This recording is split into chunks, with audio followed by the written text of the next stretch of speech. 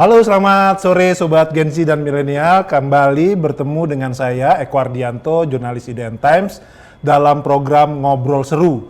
Kali ini kita akan membahas secara khusus putusan Mahkamah Konstitusi yang baru saja tadi siang diputuskan, putusan MK nomor 60 tahun 2024, yang isinya kira-kira memastikan partai politik maupun gabungan partai politik bisa mengajukan calon kepala daerah meski tanpa kursi DPRD atau syarat-syaratnya tidak lagi menjadi 25%, tapi 20%, tapi bisa 7,5%, 6,5% tergantung jumlah pemilih yang ada di provinsi tersebut. Nah, kali ini narasumber kita juga cukup istimewa, yakni Mas Ganjar Pranowo. Selamat sore Mas Ganjar. Selamat sore Mas Eko. Mas Ganjar, pertanyaan pertama, setelah mendengar atau membaca putusan MK yang barusan tadi, kira-kira apa pendapat Mas Ganjar? Yang pertama, konstelasi politik akan berubah. Dan yang kedua, tentu partai-partai akan menyiapkan kadernya, atau barangkali dia juga akan melakukan komunikasi ulang dengan partai-partai yang sudah bekerja sama.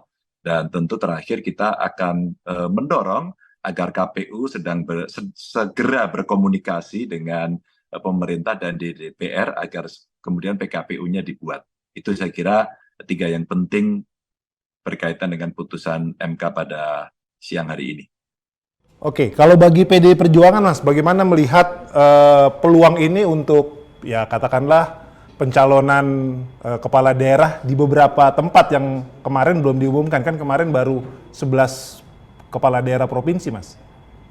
Ya, tentu saja hal ini akan mempengaruhi masing-masing partai untuk berubah. Kalaulah kemudian ada skenario yang ingin meninggalkan PDI Perjuangan sendirian, bahkan tidak bisa mencalonkan lagi kadernya, maka hari ini tuh porak-poranda.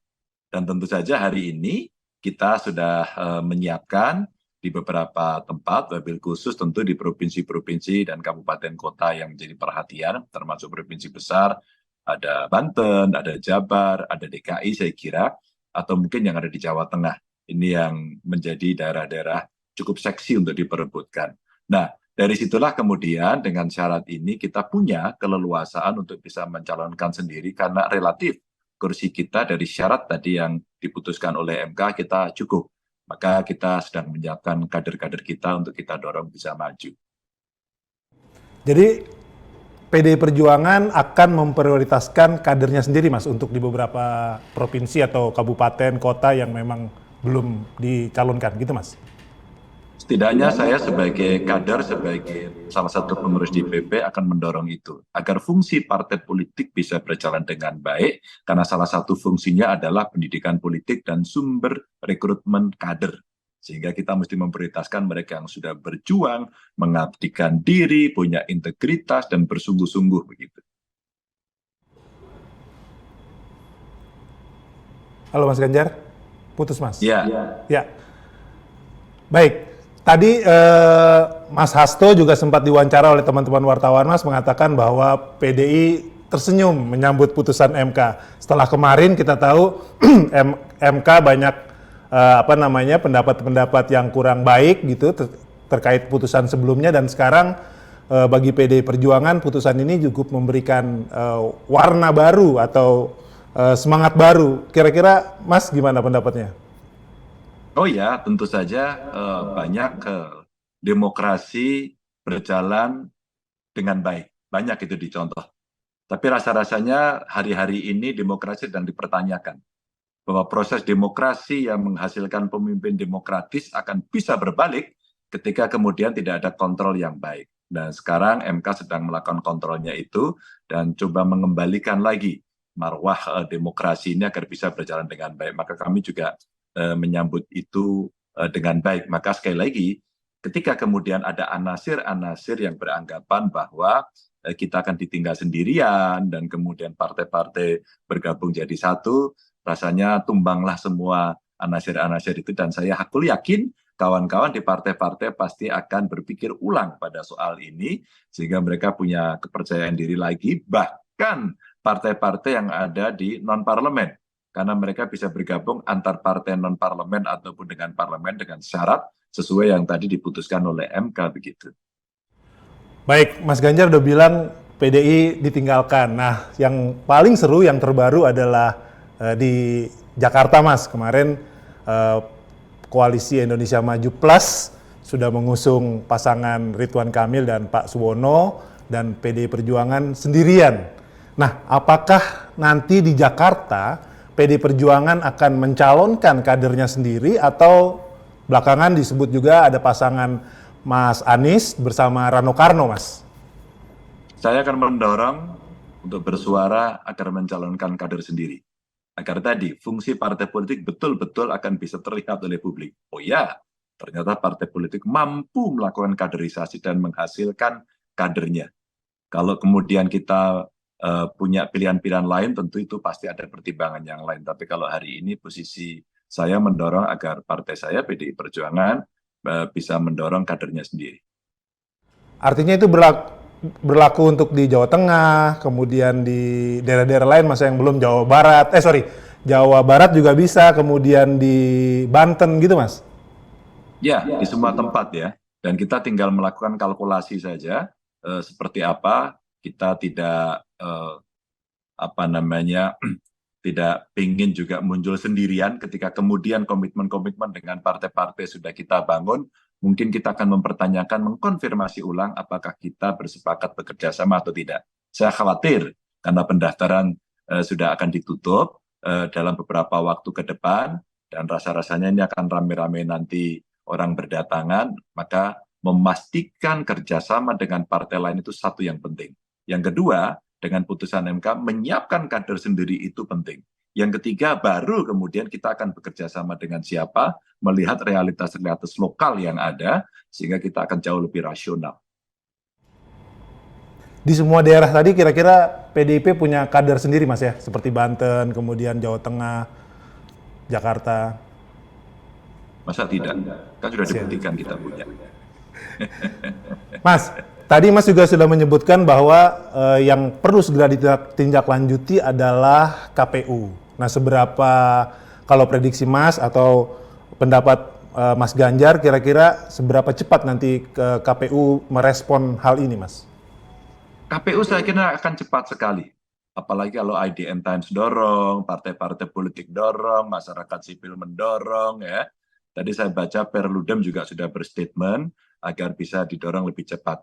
Mas Eko, kan KPU baru naik pendapatannya 50%. Ya, baru tadi. Masa pendapatan 50% naik kerjanya lambat? Enggak lah. Pasti akan dimarahi sama rakyat. Kalau kamu kerjanya lambat, pendapatanmu sudah naik 50%. Kamu ini nggak tahu diri, kira-kira begitu. Tapi ini saya tidak sedang marah ya, berandai-andai. Saya hakul yakin KPU akan lebih cepat karena tadi Presiden mengumumkan bahwa bayaranmu naik loh gitu ya. Maka KPU kami harapkan betul-betul cepat mengambil inisiatif, jangan ragu-ragu gitu ya, karena waktunya pendek gitu ya. Nanti kalau Anda tidak segera merespon, jangan sampai nanti muncul anasir-anasir yang kurang baik pada KPU. Apa dibalik kenaikan 50% pendapatan itu? Gede loh Mas, 50%. Insentifnya, Mas. Naik nggak gajinya 50%? Insya Allah, Mas, insya Allah. Itu beda ya. Mas, ini tentu akan merubah konstelasi politik, baik daerah yang sudah mencalonkan, mengusung calon kepala daerahnya, maupun yang belum. Kalau tadi kan Mas Ganjar mengatakan kalau yang belum mencalonkan, maka akan memprioritaskan calon atau kadernya sendiri. Tapi kalau yang sudah mencalonkan, Mas, artinya partai-partai lain kan juga akan menghitung ulang nih, Mas. Bagaimana nanti sikap PDI Perjuangan, Mas? Itu yang saya sampaikan tadi, maka kita mengkonfirmasi lagi, menanyakan kembali pada sesuatu yang sudah kita sepakati. Umpama di beberapa kabupaten kota, di beberapa provinsi kita sudah bekerja sama dengan partai lain. Yuk kita pastikan, oke, kita tetap bersepakat, berjalan, go. Gitu. Jangan sampai nanti di tengah jalan juga ada, enggak, kami nggak jadi kok, kami mau maju sendiri kok. Wah, tapi pasti itu akan merubah konstelasi yang sangat besar. Maka kita menyiapkan plan B-nya, yaitu menyiapkan kader sendiri. Dan potensi-potensi tokoh masyarakat, kader partai lain yang kita bisa ajak kerjasama, tentu tidak akan kita tinggalkan. Itu yang saya katakan tadi, kita rasional kok. Gitu. Baik, Mas, saya mau langsung sebut nama kalau mungkin sebagai kader PD Perjuangan. Di Jakarta, kira-kira kalau memang akan mencalonkan kadernya sendiri, PDI Perjuangan akan siapa, Mas? Nama-nama yang menurut Mas Ganjar kuat? Kalau saya dorong Ahok, ya. Ada juga nama Mas Jarod, gitu kan. Terus kemudian Pak Andika ada juga di situ, ya. Jadi kalau kita bicara tokoh, banyak sekali gitu yang bisa kita sampaikan, gitu. Untuk kembali soal Jakarta, untuk wakilnya kira-kira akan berpasangan dengan siapa, Mas? Apakah Ya, dengan siapapun yang bisa kita dorong. Toh kalau kita bisa mengajukan sendiri, ketika kemudian tidak ada perubahan-perubahan yang signifikan ya oleh partai-partai dalam keputusan politiknya, maka kan sebenarnya kalau bisa mengajukan sendiri ya kita cari sendiri kan. Bisa tokoh masyarakat, tokoh yang berpengaruh, atau kader sendiri, sehingga kita punya keleluasaan atau keluasan untuk bisa menentukan. itu Jakarta? Sekarang saya mau tanya soal Jawa Tengah, Mas. Jawa Tengah gimana, Mas? Siapa kader Jawa yang Tengah mumpuni sudah bisa ada. bersaing? Yang mendaftar Pak Hendi sudah mendaftar, siapa lagi waktu itu ya, Pak Rukma ya, Pak Andika juga digadang di sana. Pak Andika lebih luas lagi sebenarnya, mau ditaruh di mana aja gitu ya. Kawan-kawan bupati juga banyak yang berprestasi di sana ya, itu juga bisa kita dorong. Jadi kalau situasi seperti ini kita lebih leluasa. Kalau Jawa Tengah kan tidak ada problem kita. Oke, sekarang beralih ke Jawa Timur. Jawa Timur juga kan pasangan Mbak Kofifa itu cukup didukung oleh banyak partai. Sekarang tinggal 2 partai yang belum mencalonkan, PDI Perjuangan dan PKB. Siapa kira-kira yang akan dicalonkan oleh PDI Perjuangan di Jawa Timur, Mas? Ya, kalau kita bisa bergandengan dengan PKB, maka ini akan sangat bagus sekali. Sehingga kalau kita bicara basis masanya nasionalis, terus kemudian ada religiusitasnya, sama-sama di grassroots ini kelihatan ya, dan Nahdien, ada yang si Marhen ini, maka sebenarnya ini agak klop. Tapi itu harapan. Seandainya kemudian tidak, kita tunggu teman-teman dari PKB. Ya harapan sih kita kalau PKB masih kekeh pada sikapnya dan kemudian kita bisa bekerja sama akan sangat bagus. Meskipun saya paham pasti partai akan punya kebijakan masing-masing dan tidak mudah juga untuk bisa melakukan tindakan-tindakan ini gitu ya. Mudah-mudahan sih kita akan bisa berkomunikasi lebih intens, tapi kita menyiapkan diri. Ketika putusan MK ini berjalan lebih leluasa untuk kita, maka kita juga menyiapkan calon sendiri di sana gitu ya. Artinya nanti bisa jadi PDIP, tentu kan bilang PDIP bilang akan menghindar dari lawan kota kosong, gitu kan? Artinya kalau memang dimungkinkan, PDIP bisa mencalonkan sendiri, Mas, tanpa menggait tokoh masyarakat atau parpol yang lain. Ya kalau kita bisa mencalonkan sendiri dan tokoh kita atau pasangannya dipercaya rakyat, kita dorong. Tapi kita jangan sombong juga begitu ya. Kita kan bisa mengajak tadi pasangan, umpama kita bisa mengajukan sendiri, oh ya calon kepala daerahnya dari kita, wakilnya tadi itu bisa tokoh masyarakat, mungkin tokoh agama yang kuat di situ ya, atau siapapun lah yang bisa kita ajak. Maka saya juga menyampaikan sebagai kritik otokritik kepada kita, ketika kemudian diboronglah seluruh partai dan kemudian lawannya kotak kosong, hati-hati. Kalau kita melakukan itu sesuatu yang tidak disukai.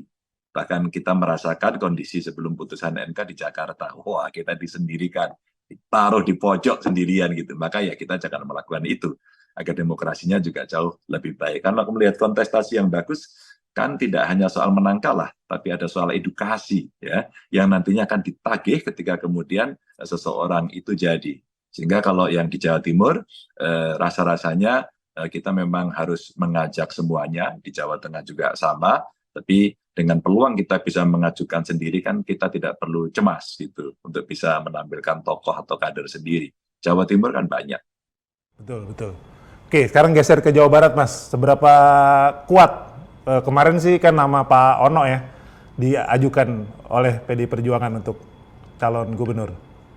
Ya, Jawa Barat sih kita lebih realistis ya, karena ujian kita di pemilihan kepala daerah, di ujian pemilihan legislatif kan kita turun di ranking 4, gitu, agak jauh gitu ya. Maka kita realistis, kita bisa nomor 2 atau nomor 1 kita bisa mengambil tokoh ya, ada Ono, ada aspirasi yang muncul Bu Susi umpama gitu ya. Saya kira itu juga sesuatu yang baik begitu, dan ini perlu kita intensifkan dalam waktu yang pendek ini dengan cepat gitu. Jadi tadi kita ngobrol-ngobrol juga dengan kawan-kawan di DPP agar dalam waktu yang sangat pendek ini kita bisa merespon itu dengan cepat di beberapa titik yang penting. Banten ke, DKI ke, Jabar ke, Jateng, Jatim ini provinsi besar. Nanti ada Bali ya, ada Sumatera Utara udah diputus, terus kemudian ada Sulawesi Utara juga sudah diputus gitu. Tinggal memantapkan yang udah diputus-putus itu sehingga kita tinggal jalan. Itu Mas, saya tanya satu lagi, Banten Mas. Ya, Banten tadi sudah saya sebut kan. Makanya Banten kan kemarin kita kalau tidak salah mau koalisi dengan Golkar. Tapi kita juga melihat dinamika yang ada di Golkar begitu. Kita sangat paham. Jadi ada rasa politik Mas Eko yang hari ini tentu secara psikologis kawan-kawan Golkar ya sedang mengalami sebuah perubahan yang sangat drastis itu. Kalau dulu saya menyampaikan peristiwa 27 Juli itu terjadi di PDI. Ya, ketika kemudian diserang habis-habisan begitu, fisiknya ada di PDI Perjuangan, tapi saya mengingatkan awas, ini bisa terjadi pada partai lain gitu ya. Dan hari ini perubahan-perubahan yang demikian cepat sedang terjadi. Maka ini Banten bagian yang harus kita komunikasikan ulang, apakah kita akan bersama-sama atau tidak begitu ya. Kalaulah kemudian kita akan bersama-sama, kita akan jalan. Dan kita realistis, saya kira posisi waktu itu kita akan nomor 2. Nomor 1-nya dari Golkar gitu ya. Itu contoh yang realistis. Tapi kalau ini terjadi perubahan-perubahan, ya kita tidak akan pernah tahu. Maka kita siapkanlah skenario kedua untuk kita sekali lagi menyiapkan kader. Baik Mas, pertanyaan terakhir Mas. Ini pendaftaran akan dibuka tanggal 27 sampai tanggal 29.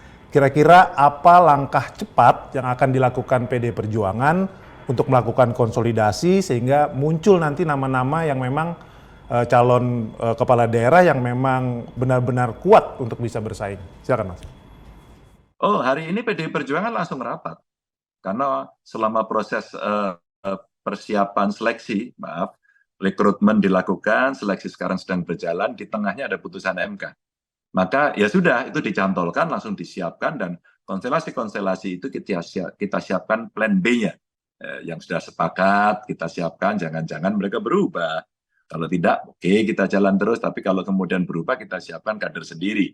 Yang kedua, sekali lagi, mendorong agar KPU segera mengambil inisiatif untuk konsultasi dengan Dewan, agar PKPU baru segera muncul, sehingga dengan waktu yang sangat pendek ini, secara administratif, partai-partai akan menyiapkan diri itu dengan baik sehingga tidak ada kendala di dalam proses pendaftaran nanti. Itu aja yang bisa kita dorong. Baik, Mas Ganjar. Ini saya baru dapat undangan di grup wartawan KPU bahwa nanti KPU jam 7 malam akan konferensi pers. Mudah-mudahan apa yang tadi diminta atau didesak oleh Mas Ganjar, KPU segera bisa merubah PKPU-nya, Mas.